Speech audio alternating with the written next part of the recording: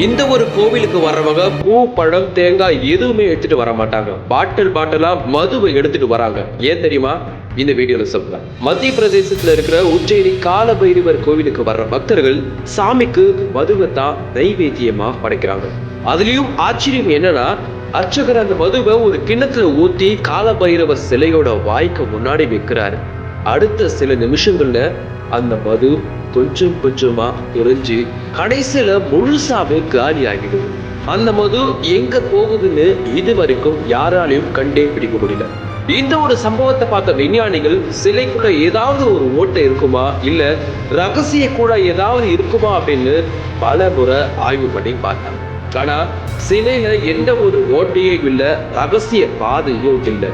இன்னைக்கு வரைக்கும் அந்த மது எங்க மறையுது அப்படின்றதுக்கு யாராலையும் உறுதியான விளக்கம் கொடுக்கவே முடியல. பக்தி ஒரு பக்கம் இருந்தாலும் அறிவியலால இன்னும் முழுசா விளக்க முடியாத சில மர்மங்கள் நம்ம நாட்டுல இன்னைக்கும் இருந்துட்டு தான் இருக்கு. இந்த கோவிலை பத்தி நீங்க ஏற்கனவே கேள்விப்பட்டிருக்கீங்களா? இந்த ஒரு அதிசயத்தை பத்தி நீங்க என்ன நினைக்கிறீங்க அப்படின்னு மறக்காம கமெண்ட்ல சொல்லுங்க. இந்த மாதிரி ஆன்மீக தகவல்களை உடனுக்குடன் தெரிஞ்சுக்கணும் அப்படின்னு நினைச்சீங்கன்னா இப்பவே வேத மந்திர ஃபாலோ பண்ணிக்கோங்க.